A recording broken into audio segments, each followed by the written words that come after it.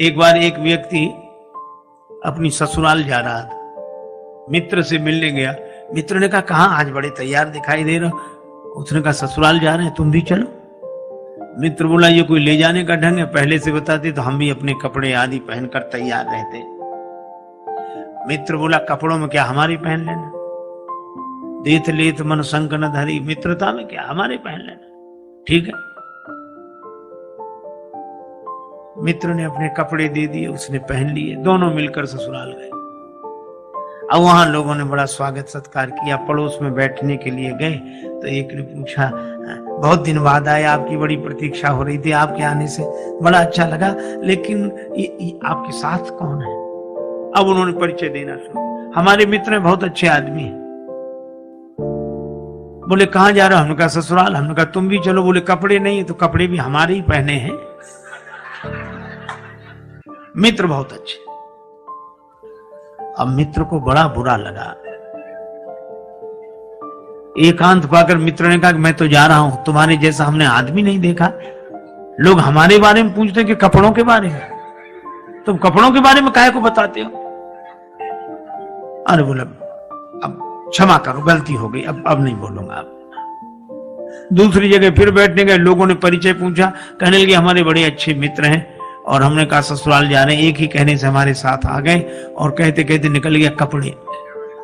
अब कहा कि मित्र फिर डांटेगा कि ये कपड़े, तो लोगों ने कहा, कपड़े क्या कपड़े। तो बोले, कपड़े ये इनके अपने हैं, ये खुद के कपड़े पहने हैं, खुद के अपने। और लोगों ने सोचा, कपड़े तो सब खुद के पहनते हैं इसमें। मित्र ने फिर कहा कि अब मैं नहीं रुकूंगा। तुमने फिर कपड़ों के बारे में, तो कहा, हमने तो तुम्हारे ही बताए। तो बताए क्यों, लोग हमारे बारे में पूछते कि कपड़ों के बारे में। बोले, अब मैं कहूंगा ही नहीं, बिल्कुल नहीं कहूंगा। मित्र फिर रुक गया।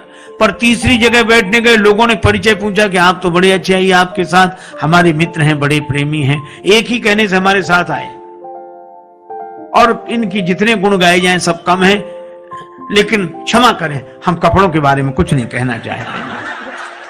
अब फिर कपड़े, भीतर भरे कपड़े। हम जो चीज खाएंगे डकार में गंध भी तो उसी की आएगी। तो भीतर जो भरा हो वही बाहर दिखेगा।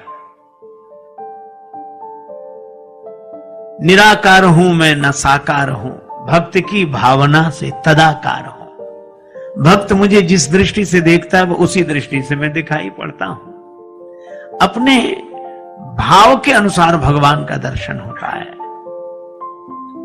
सब भगवान को अलग अलग रूपों में देख रहे हैं, अलग अलग भावना से देख रहे हैं। कोई प्रेम से भर रहे हैं, कोई भय से भर रहे हैं। ये भी दे रहा जाए जस भाव, जिसको जैसी भावना रहे। राम जी से अधिक राम जी के दास की महिमा मैंने एक संत के मुख से सुना था। एक बार एक दंपति पति पत्नी मेले में गए।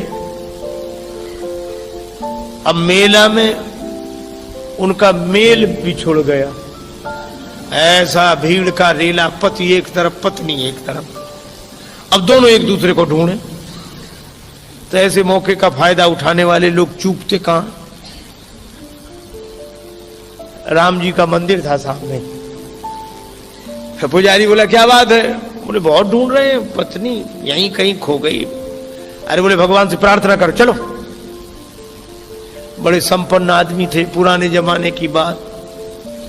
एक थाल में लड्डू मंगा कर रख लिए, 500 रुपए रख दिए और प्रार्थना करने लगे, अब तो रघुनाथ कृपा कर दो, घरनी को लगे न बिना घरनी को। अब सामने हनुमान जी का मंदिर था, वो अलग। हनुमान जी के मंदिर के पुजारी ने सोचा कि इतने लड्डू और रुपया सब उधर ही जाएगा, इधर आता तो ठीक रहता। तो वहीं से बैठे बैठे बोला, सेठ जी वहां क्यों चले गए, यहां आओ। इशारे से बोला, यहां आओ।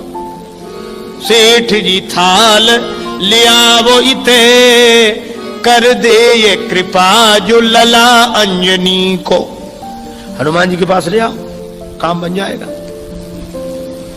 कपिराज से प्रीत विनीत करो, फिर से मुख देख सको पत्नी को। सेठ जी बोले कैसी बात करते हो, हनुमान जी तो सेवक हैं, राम जी तो इनके स्वामी हैं, हम सीधे स्वामी के पास पहुंचे, सेवक के पास आने की क्या जरूरत है, राम जी कर सकते हैं सब कुछ। अरे बोले सेवक स्वामी की बात छोड़ो, अपने अपने विभाग की बात है, ये काम उनसे नहीं बनेगा। का क्यों नहीं बनेगा, राम जी सब कुछ कर सकते हैं तो मेरी पत्नी को भी खोज सकते हैं। हनुमान जी के मंदिर का पुजारी बोला कि जाने दो, तेरी त्रिया को मिलावे कहा, जो पतो न लगाए सके अपनी को। तुम्हारी पत्नी क्या ढूंढेंगे, उनकी भी खो गई थी तो यही गए थे ढूंढने। और उसने तो अपने मतलब के लिए तर्क दिया पुजारी, पर सेठ जी के मन में बात जम गई। हनुमान जी के मंदिर पर आए, सचमुच उनकी पत्नी भी आ गई वहीं दर्शन के लिए। सबके मुख से निकला कि भाई विनोद में ही सही, पर राम थे अधिक राम कर दासा। हनुमान जी की आज भी पूंछ है, लेकिन ये पूंछ है क्यों? क्योंकि जास हृदय आगार बसई राम सर चाप धर। अभिमान हृदय में रखने वालों की पूंछ नहीं रहती, भगवान को हृदय में रखने वालों की पूंछ रहती है। ये विचार करो, तुम्हें भगवान ने बनाया कि भगवान को तुमने बनाया?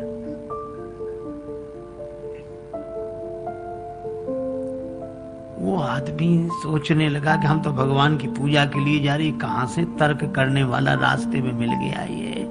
तो उसने कहा कि भैया तुम बताओ क्या करें हम तो मंदिर में दिया रखने जा रहे हैं, पूर्वजों से हमारे सब पितर यही करते आए हैं। तो वो क्या बोला, इतने दिनों से गलती चली आए तो क्या सही मान ली जाएगी? इसका अर्थ तुम भी गलत, तुम्हारी पीढ़ियां भी गलत। उस व्यक्ति ने कहा तो हम क्या करें ये बताओ। वो बोला विचार करो, ये दिए में ज्योति कहां से आई? अब है विचित्र बात की नहीं? अब दिए में ज्योति कहां से आई? उस व्यक्ति ने सोचा कि अगर हम कह दें कि माचिस की तीली से आई, तो ये पूछेगा कि तीली में कहां से आई। इस कहां का तो अंत ही नहीं है। उस व्यक्ति ने बड़ा अच्छा काम किया। जैसे उसने पूछा कि दिए में ज्योति कहां से आई, उसने फूंक मार कर दिया ही बुझा दिया। जैसे ही दिया बुझाया तो उस व्यक्ति ने कहा कि तुमने दिया क्यों बुझा दिया? तो यह व्यक्ति बोला कि अब तुम ही बताओ दिए की ज्योति कहां गई?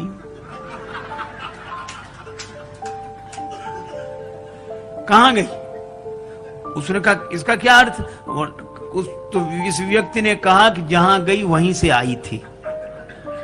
आई थी, हम नहीं बता सकते, गई थी तुम नहीं बता सकते, काहे को बेकार विवाद में पड़ते हैं।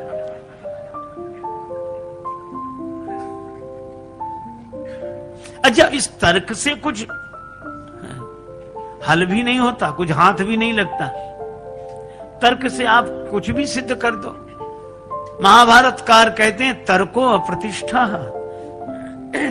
इस तर्क की कोई प्रतिष्ठा नहीं है।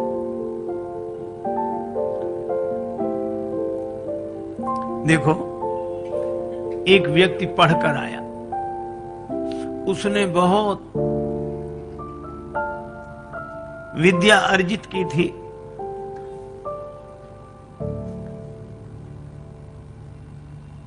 मां ने कहा कि बेटा तू अभी अभी लौटा है, स्वल्पाहार कर ले, 2 लड्डू खा ले।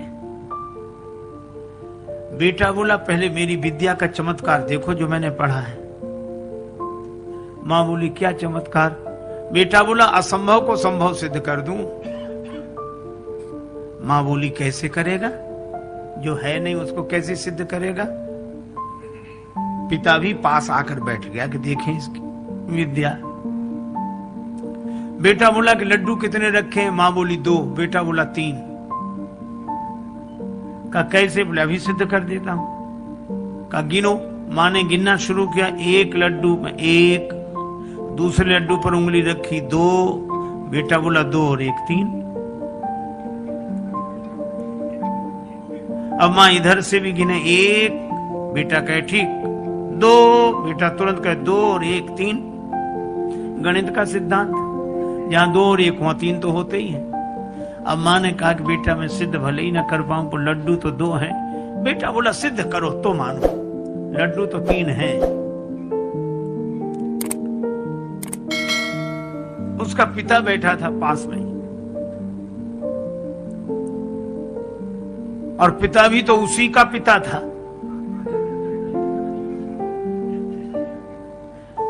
उसने कहा कि बेटा तुम्हारी मां बिना पढ़ी लिखी है, समझती नहीं है, पर मुझे साफ साफ दिखाई दे रहे लड्डू 3 है। तुमने जो सिद्ध किया बिल्कुल सही, लड्डू 3 है। अब एक काम करना। कहा क्या? कि 1 लड्डू मैं खा लूंगा, दूसरा लड्डू तुम्हारी मां खा लेगी और तीसरा तुम खा लेना।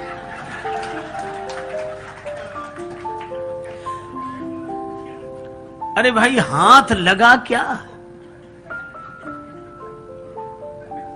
इश्क वाले कर गए तय मंजिलें, इश्क वाले कर गए तय मंजिलें, आकिलों के रास्ते दुश्वार थे।